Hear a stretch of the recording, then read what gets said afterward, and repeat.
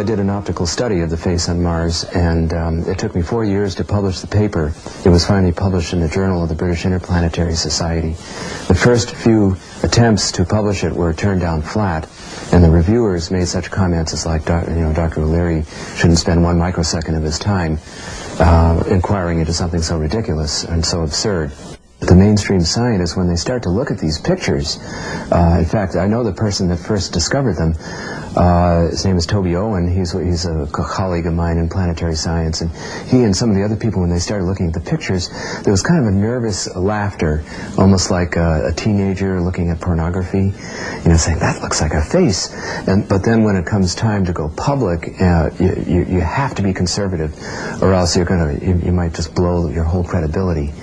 In 1993, NASA launched the ill-fated Mars Observer for the purpose of thoroughly photographing the Martian surface.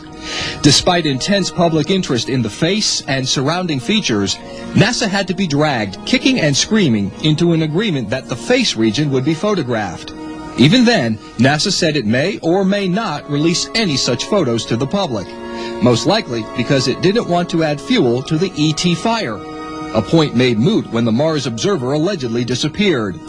Researcher Don Ecker is convinced that NASA has been taken over by the military. The fact that NASA over the last couple of years have been slowly but surely clearing out their civilian research personnel and have been bringing in retired military personnel. What this suggests is that NASA is going black. Journalist Ecker points to a 1991 mission of the Space Shuttle Discovery, STS-48, as an example of NASA's participation in a cover-up. This footage was taped from NASA's own satellite signals. It shows several anomalous objects floating in space near the shuttle. Objects which NASA says were ice crystals, space debris, or both. But analysis by some of NASA's own consultants casts serious doubt on these excuses. At one point, the footage clearly shows an object make a radical shift in direction, in apparent response to a flash of light emanating from the shuttle.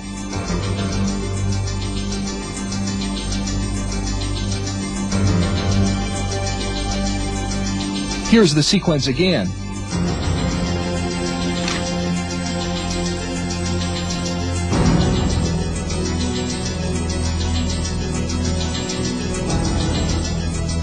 Notice two other objects streaking across space at incredible speeds. Self-propelled ice crystals, or are they something unexplainable? These objects, in fact, were not ice, were some type of manufactured vehicle, and they demonstrated a propulsion system that we presently on Earth either are not aware of, or if there are elements within the government that is aware of it, they're keeping it under wraps. To some, this sequence of events suggests a hostile inner space encounter between a U.S. space shuttle and UFOs. To others, it's another in a long string of inconsequential sightings of space junk. The question of whether American astronauts have seen UFOs was settled long ago, even though no astronauts, current or former, are willing to talk about the subject today. Of the original Mercury 7 astronauts, at least 3 reportedly saw anomalous objects. John Glenn saw sparkling fireflies dancing around his capsule. The late Deke Slayton said he repeatedly circled a stationary UFO while piloting a fighter plane. And Gordon Cooper was so certain that the craft he witnessed several times while flying over Europe were of extraterrestrial origin that he wrote a letter stating his opinion to the United Nations.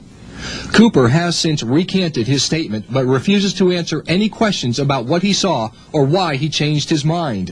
In fact, none of the astronauts who supposedly saw anomalous objects were willing to respond to inquiries, including astronauts Frank Borman and James Lovell, who snapped this photo of 2 luminous objects from space, or James McDivitt, who confided in friends about his own UFO sightings while in orbit. They can't even tell their spouses, and I either get no answers or I get a very emotional response, almost embarrassment that, that I even asked the question. It's kind of ironic. It's one of these catch-22 situations. If you know, you can't tell. If you don't know anyway. UFOs have reportedly been monitoring human technology for decades, perhaps centuries. They've followed our planes and experimental vehicles, have been spotted adjacent to rocket and missile tests, and have done the same all over the world. What I have been told off the record by certain former members of the American space effort was that not only have there been UFOs encountered in many space flights and with the Russians, but that the Americans and the former Soviet Union had a very close covert relationship, working hand in hand in the pursuit of the overall UFO phenomenon. Under communism, Soviet leaders publicly scoffed at UFO reports, suggesting the whole matter was a capitalist plot. At the same time, the Russians sometimes used UFOs for their own propaganda purposes. They had launch sites that were secret, and when they launched a rocket, they encouraged the people in the area to believe that what they had seen in the sky was a flying saucer. They actually planted those stories. I think we've done the same thing. But the Russian military clearly knew that UFOs were real.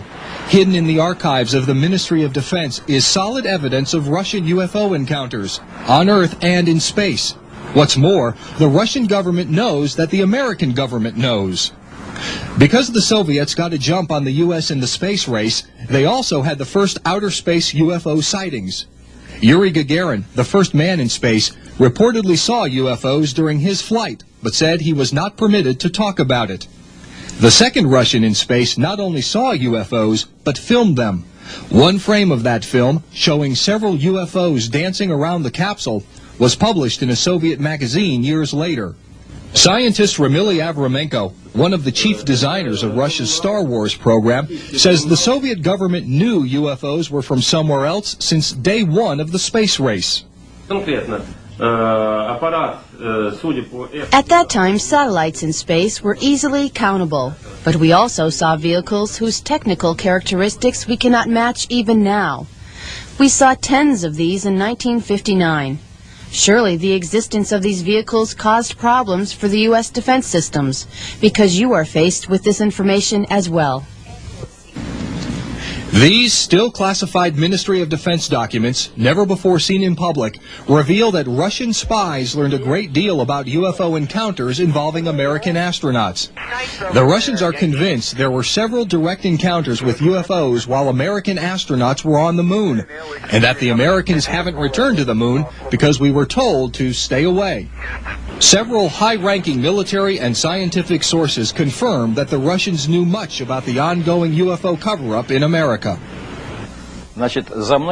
Retired Army Colonel Boris Sokolov was in charge of the Soviets' secret UFO projects for 10 years and says he knew that the U.S. military had constructed 40 UFO listening posts as part of its UFO research. I think America could learn something. I mean, after we gave lessons to the Russians for 40 years about freedom and liberty and so on, and now they're publishing a lot of stuff. I doubt it that they're publishing everything they have, but at least they are releasing a lot of material, and our military doesn't seem to have changed too much their attitude. The big question about the UFO cover-up remains.